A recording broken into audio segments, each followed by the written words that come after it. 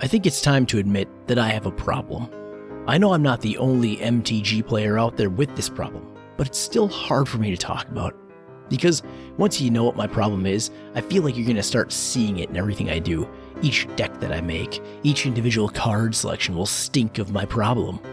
My problem is that whatever legendary card comes out that could be the commander for a deck, I always ask myself the same question. How can I turn it into Aristocrats? Well, today I ask that question and answer it. Welcome to the Uncommon Commander.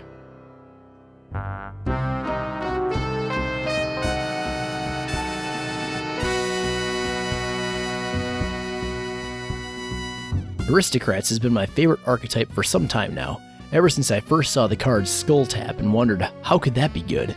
I mean, I'm paying 2 mana to throw away 2 cards in order to draw 2 cards? I'm down 2 mana. How is this good? That's how a new player sees this card. Self-sacrifice is a counterintuitive strategy, which is why I think I love it so much. Without building it up any more than I already have though, I'd like to show you my final Kaldheim deck that I planned out. And I saved the best for last. Well, okay, I'm not sure if it's actually the best, but it is the most fun, at least for me. Today we're building Koma, Cosmo's Serpent. Koma is a Simic-colored 7-mana creature that has a 6/6 body and several awesome abilities. The first ability says she can't be countered. Good start. Second ability says, at the beginning of each upkeep, not just yours, create a 3/3 blue serpent creature token named Koma's Coil. Okay, so in one trip around the board we can add 12 power to the table. That's nice. The final ability says, sacrifice another serpent. Choose one. Tap target permanent. Its activated abilities can't be activated this turn. Or, Koma, Cosmo's Serpent, gains indestructible until the end of the turn. Oh boy, so we get to use her as a control engine, and she has great built-in protection, but the best part of this ability isn't the effects, it's that it's a free sacrifice outlet. All we need is for all the other creatures to be serpents. Ha! No problem, we're in blue. If I can't turn the field into serpents, I don't deserve to be a Simic Mage. But let's not get ahead of ourselves. First, we have this message from our sponsor. Are you sick of paying too much money for pieces of cardboard assigned some arbitrary value based on artificial scarcity by the people that put the ink on them? Then look no further than TCG Player. Buying from TCG Player is the least expensive way I've ever found to put my decks together, except for proxying, of course. You could proxy, but if you want to support good people at good prices, click the TCG Player links in the video description to use my affiliate links.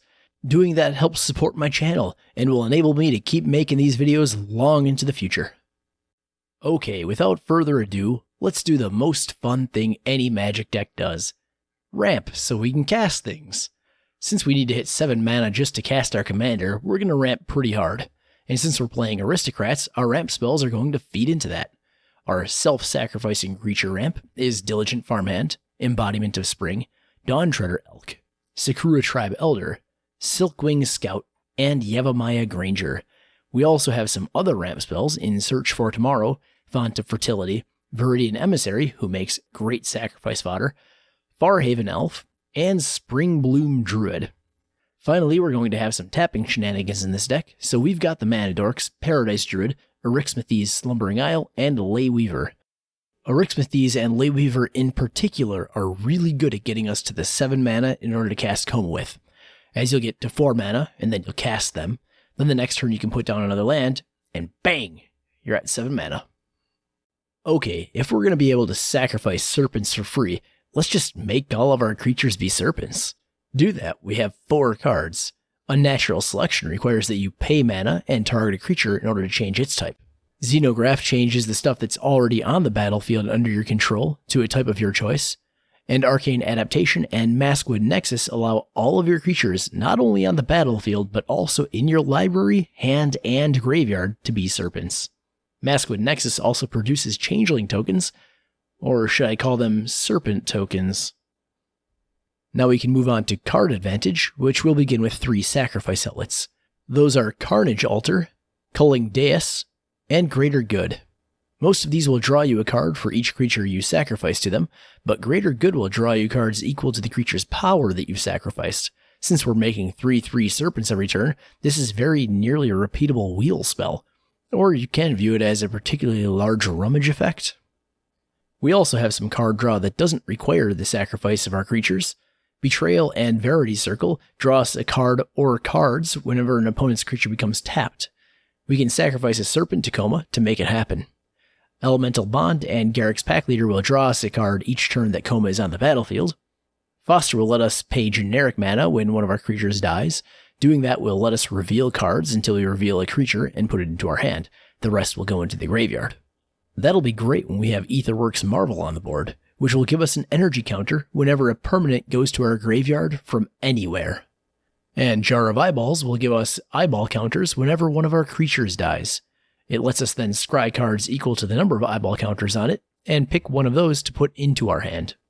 And finally, there's the really high risk versus reward, Symbiotic Deployment. If you want to play this, it may be smart to keep some enchantment removal on hand. Filling our graveyard so quickly will also make us want to recur some of our cards, and for that we have Genesis, Back from the Brink, and Gravesifter in order to get creatures back, and we have Creeping Renaissance to get each of a chosen type of spell back. All these sacrifices and things going to our graveyard, we'd better have some way that it benefits us. And we do. Our payoff cards are the +1/+1 counters friendly Blade of the Bloodchief, Rot Shambler, Bloodbriar, Lumberknot, and Death's Presence. Gate to the Afterlife and Murder of Crows will let us rummage. Gate to the Afterlife also gains us health and has a bunch of extra text on it that doesn't matter. Faces of the Past will let us untap all of our serpents whenever we sacrifice a serpent. It'll also let us screw other tribal decks with our removal cards. We also have 2 mill cards, Altar of Dementia and Selhoff Occultist. Usually we'll be milling ourself, but occasionally it'll make sense to mill an opponent instead. I should mention these cards usually do not give us enough mill power to actually get a mill victory. The exception to that is when there's another mill deck at the table that's helping along with it. Our removal section in this tech is going to be a little different than usual. We're running a lot of removal, but it isn't really traditional removal. I want to start this section off by showing you a removal card that I opened years ago in a pack, and won games off of in a deck that I used to play that was very heavy on stacks, activated abilities, and flying. That card is Dismiss into Dream. We're also running a backup version of it in Cowardice. Cowardice, by the way, is the ultimate hate card against Voltron decks. Oh, and we're in blue, so why not run another backup version that is also a theft card in Willbreaker. We'll no longer be tapping creatures down with Koma, but force sacrificing, bouncing, or stealing them instead.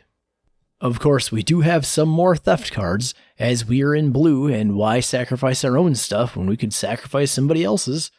Domineering Will and Reigns of Power are our more mass theft cards, while Callous Oppressor, Dominating Illicit, and Chamber of Manipulation are all repeatable theft effects. There are also a few more classic removal spells in here, in Null Mage Advocate and Return to Nature. You may find yourself wanting to add in a bit more artifact and enchantment removal, depending on the meta that you play in most regularly. If you... Sorry, that was my cat. If you do decide you need more of this kind of removal, I recommend taking out a theft card or 2. Dominating Illicit is the likely candidate because he costs about $7. And finally, we have our board wipes, Whelming Wave, and Slyn Voda the Rising Deep, both of which will leave all of our serpents alone. We do have some ancillary cards that will improve various parts of the deck, but aren't a part of the main strategy. These are the Anthems, Gaia's Anthem, Heraldic Banner, Mercfiend Liege, and Paragon of Gathering Mists, which gives the evasion ability Flying as well. Also giving Flying are Abishan's Desire and Wonder. Then we also have Brawn, which gives Trample. Wonder and Brawn must be in your graveyard to give their evasion anthems, just a heads up. Shouldn't be too hard with this deck.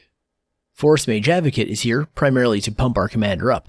Be careful using this on him if Cowardice is on the battlefield. We'll finish up this main body of the video with land cards. They may not be the most interesting cards, but they are the most necessary.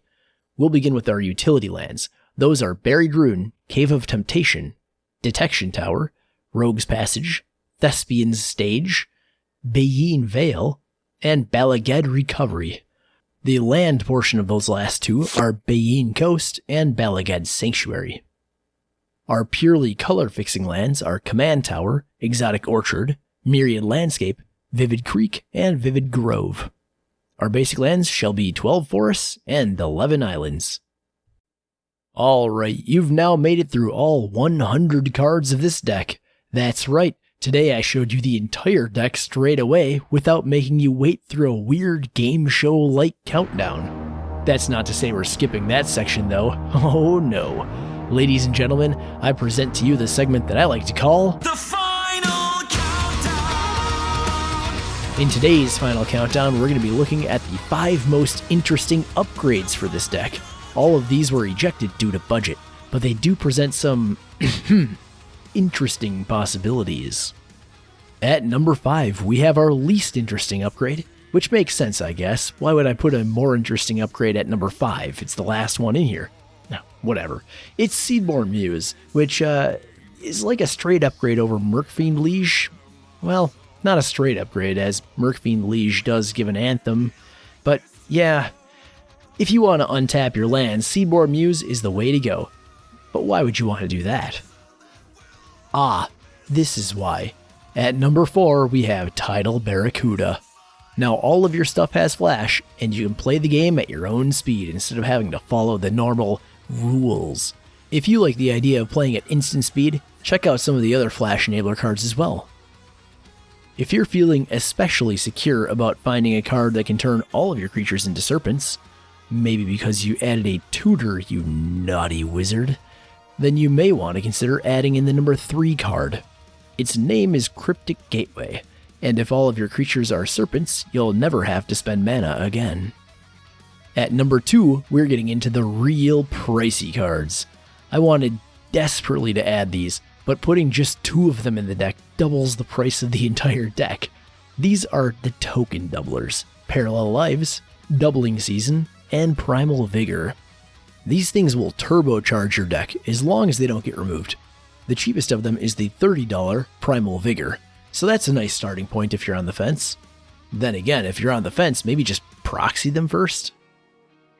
The very last card I cut is the one I'm throwing into the number 1 slot here.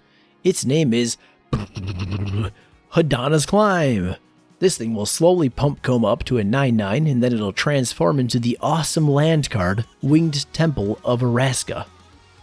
That land lets us tap it for any color, and, the best part, lets us pay 1 and Simic mana and tap it in order to give target creature flying and +X/+X, where X is that creature's power until the end of the turn. On its own, it gives Koma flying and puts it into 2-shot territory. And if Koma's not on the battlefield, Urksmithies is also a great target for this thing. It gives this Aristocrats deck a whole other dimension, allowing us to Voltron with just 1 card. Seriously, I already kinda regret cutting this card. Look, I want you to do my job for me and figure out what should be cut to fit this puppy in. It's just that good.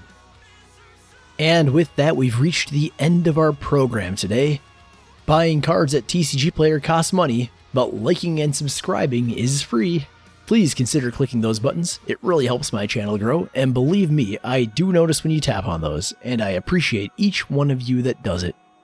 Now, to give you an idea of what the future holds, this is the last Call Time Commander I'll be doing, besides maybe a viewer request or 2, sometime in the future. I hope you enjoyed these, and I'll be getting back to the jank that I love to build next. Anyway, take care of yourselves, and I'll see you next time. As my friends Dad used to say, bye-bye.